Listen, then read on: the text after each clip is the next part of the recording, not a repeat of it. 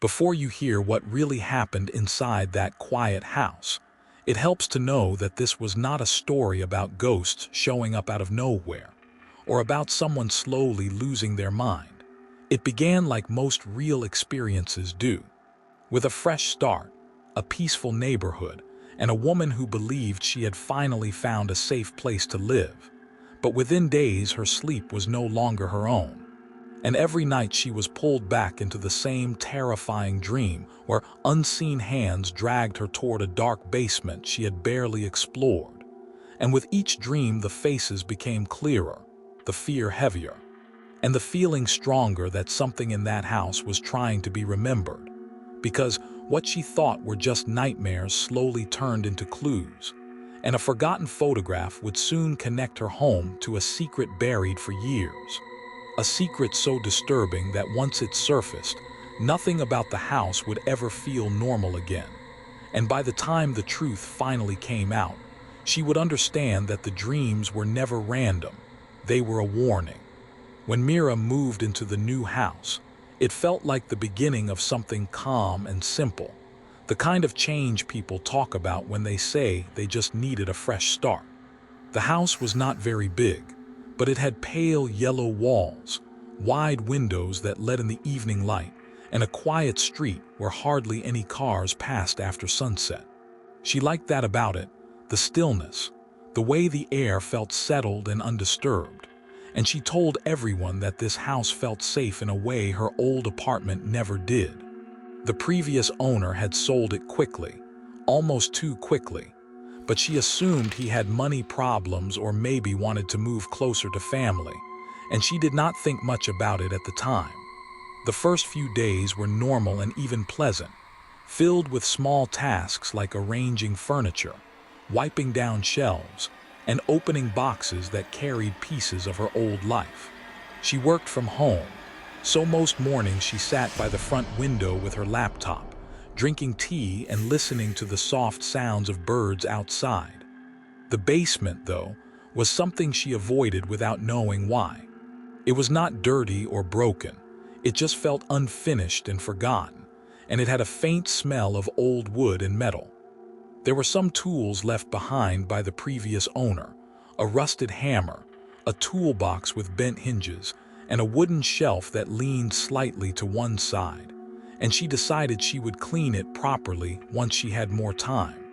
The dream started on the fifth night.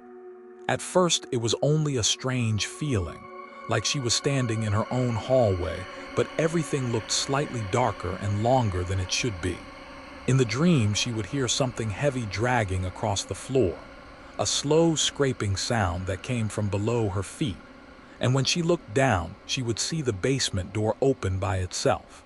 She told herself it was only her mind adjusting to a new place, because people often dream about unfamiliar houses, and she did not let it bother her too much.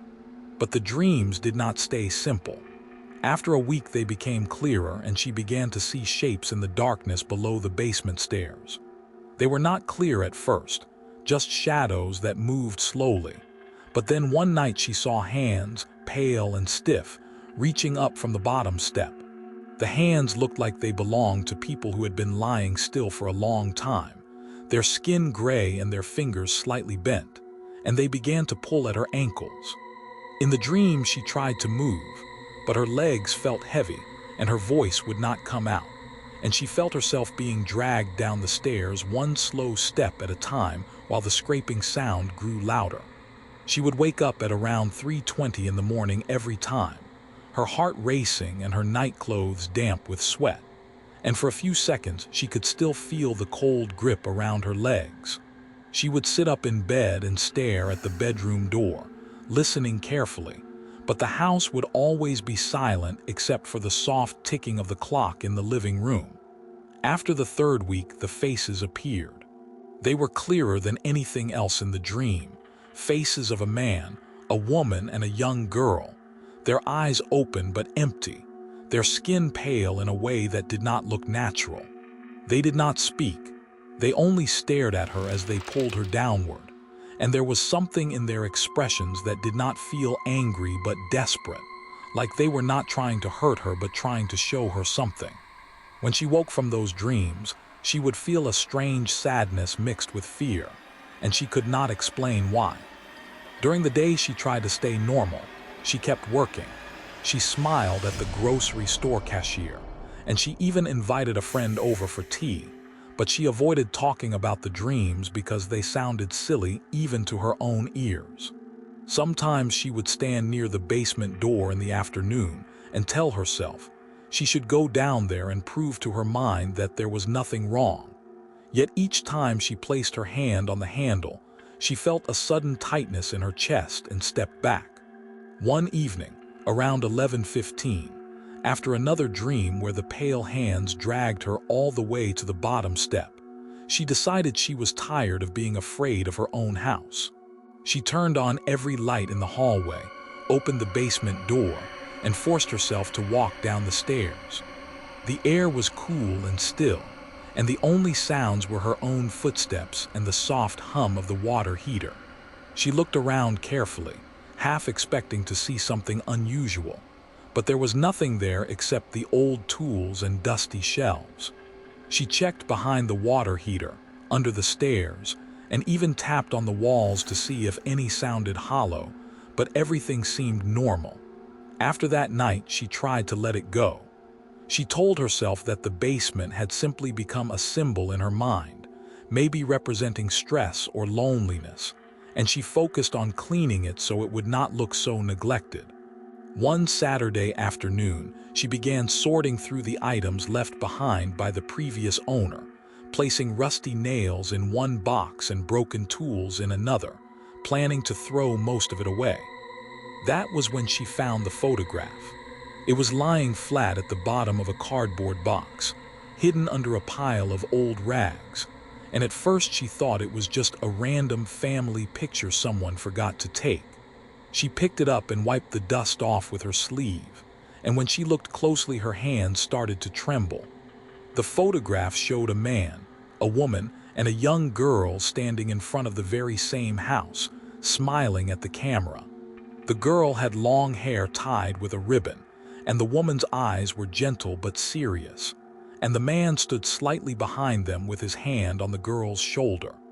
They were the same faces she had been seeing in her dreams. She sat down on the basement floor and stared at the picture for a long time, trying to convince herself that her mind was playing tricks on her, that maybe she had seen this photo before without realizing it, and her brain had used it to create the dreams. But she knew she had never seen it, because the previous owner had not left any family photos in the open, and she had never noticed this box until that day. The next morning, she tried to call the man who sold her the house. She still had his number saved from when they finalized the papers, but the call did not go through.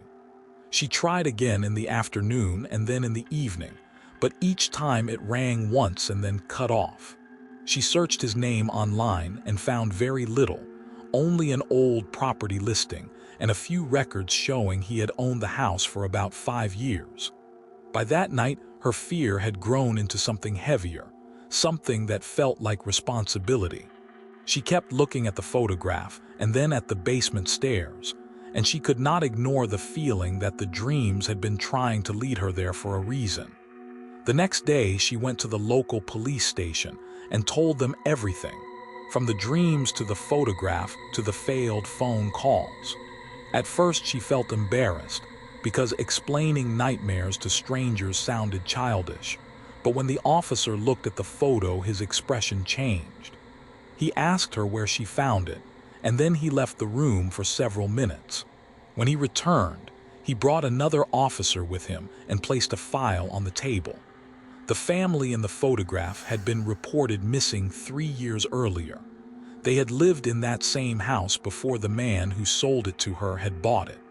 The case had gone cold after months of searching, because there were no signs of forced entry, no blood, no clear evidence of what happened. The family had simply vanished, and the house was sold not long after to the man who later sold it to Mira. When the officers compared the photo she brought with the missing persons file, they confirmed it was the same family. They asked her permission to search the house, especially the basement, and she agreed without hesitation.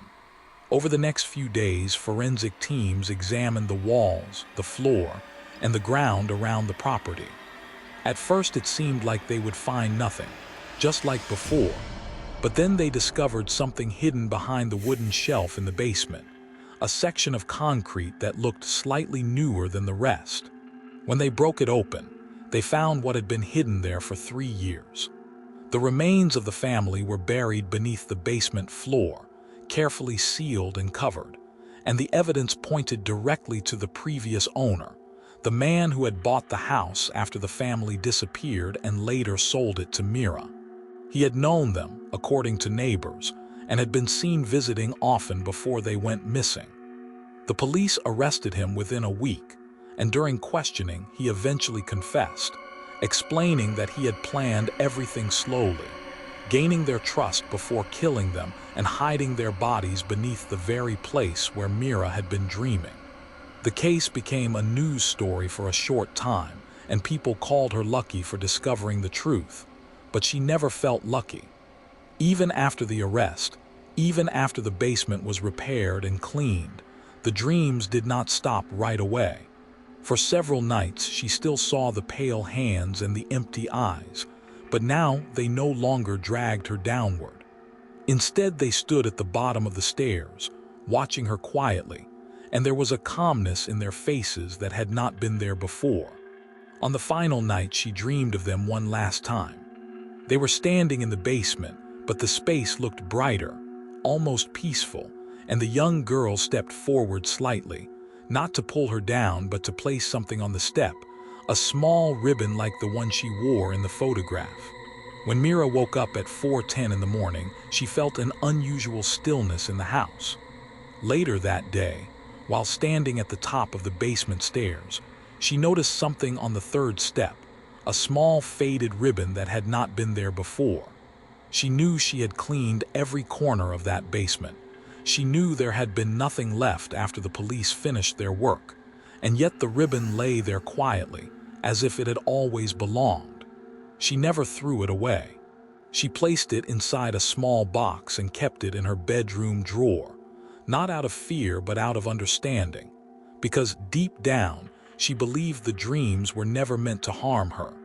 They were a message from people who could no longer speak, pulling her not toward death but toward the truth.